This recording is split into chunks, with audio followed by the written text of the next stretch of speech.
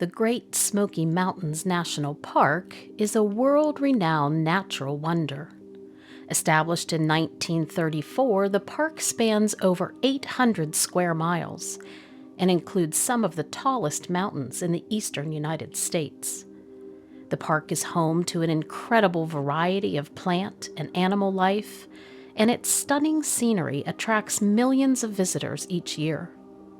The Great Smoky Mountains have a long and rich history.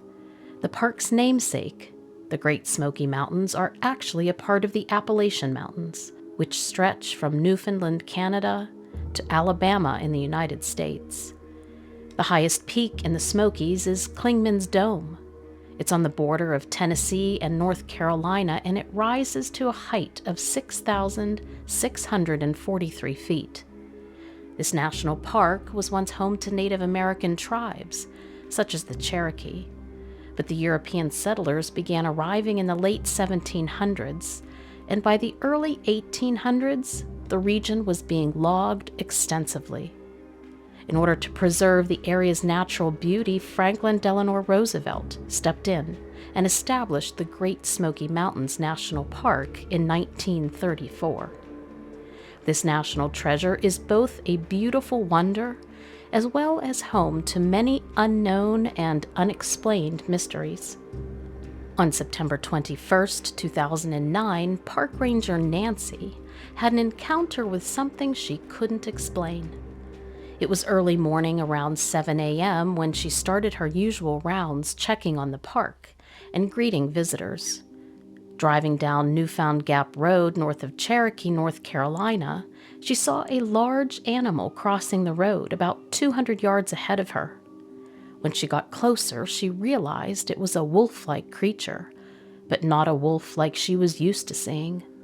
The creature was taller than a normal wolf with gray fur and yellow eyes. It paused and looked at Nancy quickly, and then it made a low, guttural noise and ran off into the woods. The sighting made her very uneasy, mainly because of the animal's size. She radioed in to see if anyone else had encountered an animal with that description, but at that point in time, no one else had any similar experiences. No one was able to give her any insight into what she had seen, and truthfully, neither could she. She became obsessed trying to figure out what the creature was. Was it a wolf? A coyote? Something else entirely? And then, a week later, on September 29, 2009, two hikers had a close encounter with a creature also described as a large, wolf-like creature. The hikers, who wished to remain anonymous, were walking along a trail near the summit of Mount LeConte, about 20 miles further north of where Nancy viewed her creature. They heard noises that sounded like something was circling them. They felt surrounded because the sounds seemed to come from every direction, and their exact location could not be pinpointed. The two stopped to listen and stood back to back, with both of them slowly looking left and right to cover the entire area around them. The noises continued. Both ladies later described the noises as sounding like a deep, guttural, almost growling or moaning noise that lasted for several seconds and then paused for a few seconds before repeating. The noises were getting closer, and the hikers became frightened, so they started to scream and wave their arms in the air while continuing to look around. Suddenly, about 30 yards ahead of them, a large creature emerged from the woods, walking towards them on two legs only. Like Park Ranger Nancy, who saw it a week prior, they described it as a wolf-like creature that was taller than a normal wolf, with gray fur and yellow eyes. The creature also stopped and looked at these hikers for several moments before turning and running back into the woods. The encounter was relatively quick, but it left the hikers shaken. They said it was the most real and the most terrifying thing that had ever happened to them in their lives. They immediately decided to leave the park and head back to their car so they could drive to the ranger station and report what they had seen. The ranger on duty that day listened to their story and looked at their photos, but was just as baffled as they were. He told them he had never heard of anything like this before in the park, and said he would notify other rangers in the area to be on the lookout for anything unusual. Soon, those investigating the report found several other hikers who reported seeing similar creatures. In all, there were 6 reports of sightings in a 1-week period, including the report from Park Ranger Nancy. The rangers also conducted a physical search of the areas in question, but were unable to find any trace of the creature. No tracks or other evidence was found. There have been no reported sightings since then, and the case remains officially unsolved. Nancy gave an official statement by saying, "I've been a park ranger here for 15 years, and I've never seen or heard of anything like this. It's definitely something strange, and we are not sure what it is." However, it's believed that many of the park rangers and investigators involved in this case know exactly what the creature is. They've just never said it publicly. It's speculated that they believe the creature to be a werewolf. While there has been no concrete evidence to support this claim, many of the locals who live near the park say that this isn't the first time something like this has been seen in the area.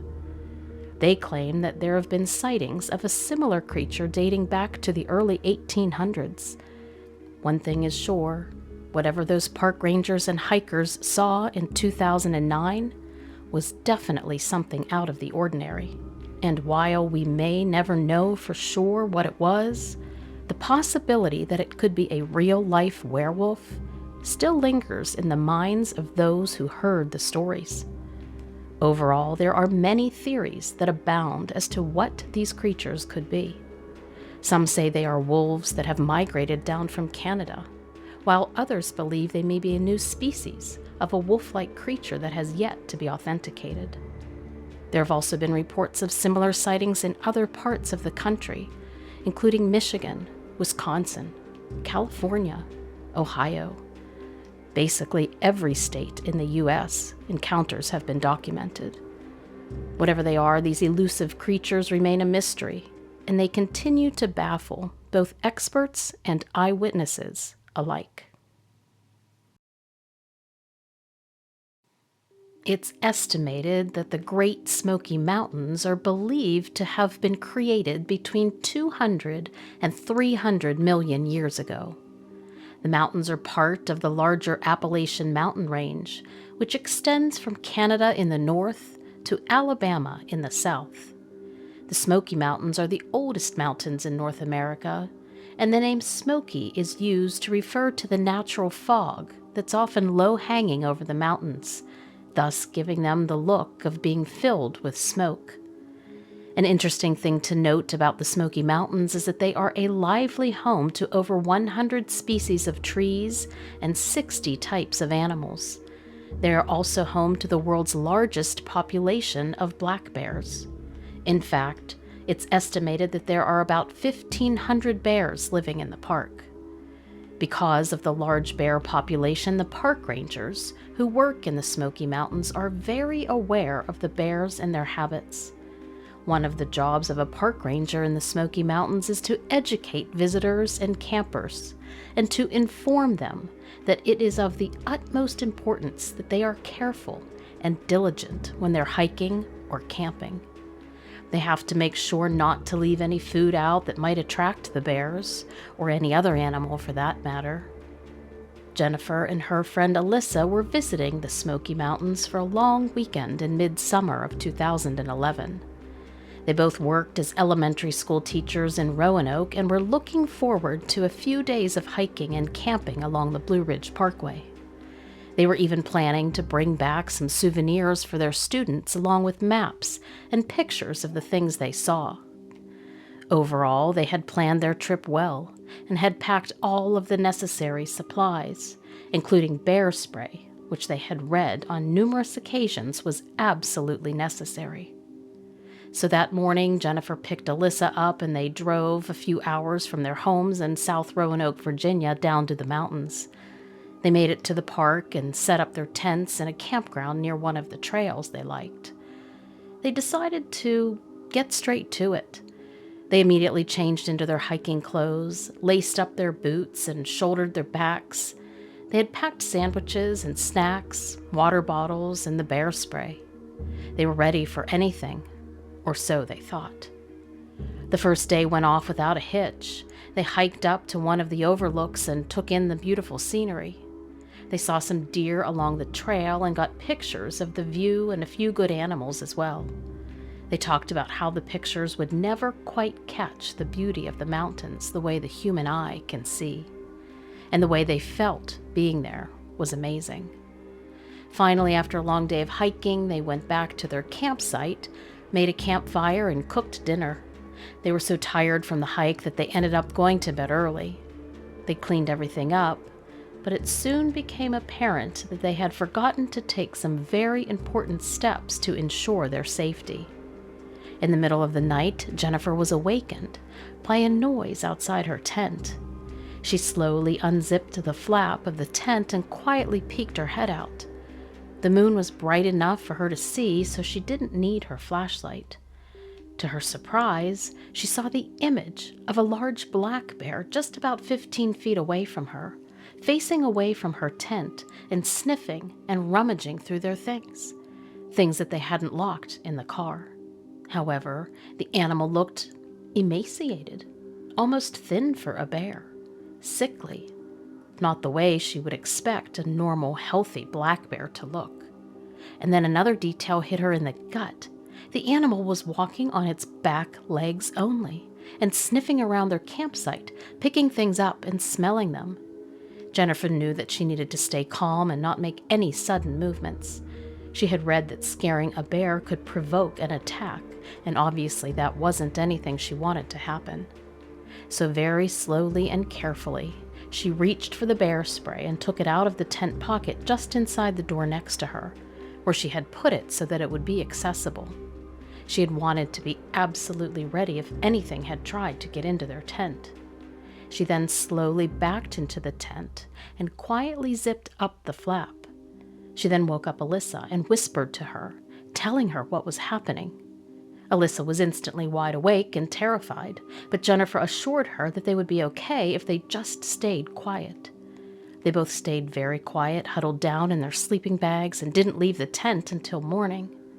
Finally, in the early morning, once the light started showing, they slowly unzipped the flap of the tent and peeked out.